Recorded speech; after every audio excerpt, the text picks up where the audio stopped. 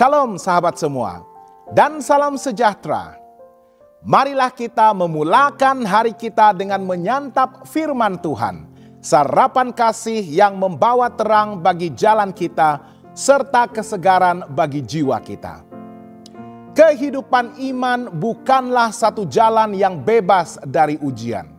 Bahkan tokoh besar seperti Abram pun diuji sejak awal perjalanan imannya. Dalam Kejadian 12 ayat 10 hingga 20, kita menyaksikan satu peristiwa penting, di mana Abram yang baru saja menerima janji Tuhan segera menghadapi kesulitan, kelaparan di tanah perjanjian.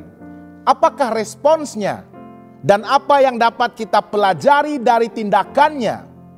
Ayat 10 menyatakan, ketika kelaparan timbul di negeri itu, pergilah Abram ke Mesir untuk tinggal di situ sebagai orang asing, sebab hebat kelaparan di negeri itu.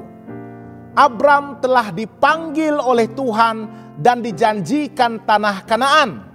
Namun, tidak lama selepas itu datanglah kelaparan yang hebat di negeri itu. Situasi ini memaksanya mengambil keputusan untuk turun ke Mesir. Apakah ini satu tindakan yang salah? Tidak sepenuhnya. Secara manusiawi, mencari makanan dan keselamatan adalah perkara yang logik. Tetapi disinilah persoalan besar muncul. Apakah Abram bertanya kepada Tuhan terlebih dahulu sebelum mengambil langkah ini? Alkitab tidak mencatatkan adanya doa ataupun permohonan pimpinan Tuhan pada ketika ini. Ini memberikan kita pelajaran pertama. Dalam tekanan hidup, kita mudah mengambil keputusan berdasarkan logik manusia dan bukan pimpinan Tuhan. Setiba di Mesir, Abram berhadapan dengan ketakutan yang lebih besar. Dia tahu bahwa istrinya Sarai sangat cantik. Dan dia takut akan dibunuh jika orang tahu Sarai adalah istrinya. Maka dia menyuruh Sarai mengaku sebagai adiknya. Ini adalah separuh kebenaran. Sarai memang saudara seayahnya, tetapi juga istrinya. Kejadian 20 ayat 12. Namun di hadapan Tuhan, setengah kebenaran tetap merupakan penipuan. Disinilah kita melihat kesan takut akan manusia lebih besar daripada takut akan Tuhan. Ketika kita terlalu fokus kepada melindungi diri kita, kita mudah mengorbankan kebenaran. Karena penipuan ini, Fir'aun mengambil Sarai ke istananya. Dan walaupun Fir'aun memperlakukan Abram dengan baik, Tuhan menimpakan tulah kepada rumah Fir'aun. Fir'aun akhirnya mengetahui kebenaran dan menegur Abram. Mengapa engkau tidak beritahuku bahwa dia istrimu? Ironinya, orang Mesir yang kafir yang menegur orang percaya. Ini adalah pelajaran yang sangat tajam bagi kita.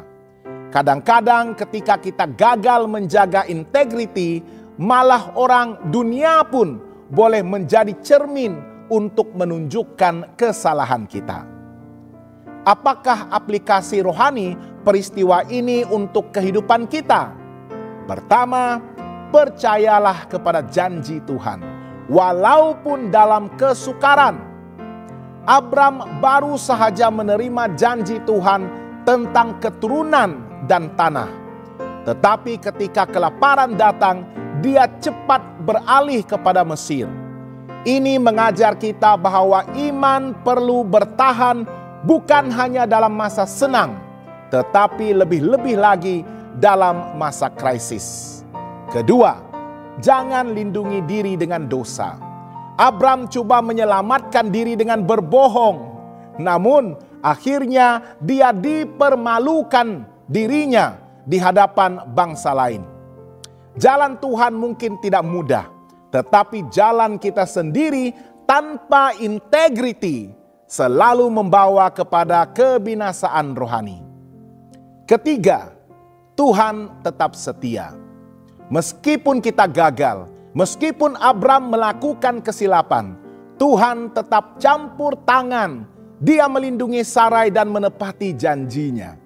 Ini tidak mengesahkan kesalahan Abram, tetapi menunjukkan bahwa kasih karunia Tuhan lebih besar daripada kegagalan kita. Sahabat yang dikasihi Tuhan, kisah Abram dalam Kejadian 12 ayat 10 hingga 20 adalah peringatan yang kuat bahwa hidup beriman menuntut kebergantungan penuh kepada Tuhan. Bukan hanya dalam berkat, tetapi juga dalam penderitaan. Ketika kita tergoda untuk mengambil jalan pintas atau menipu untuk menyelamatkan diri, ingatlah Tuhan yang memanggil kita adalah Tuhan yang juga setia memelihara kita.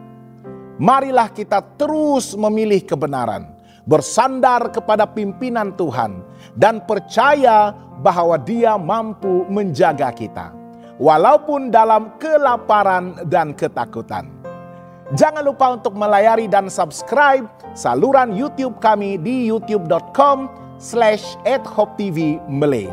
Tuhan memberkati dan selamat bersarapan.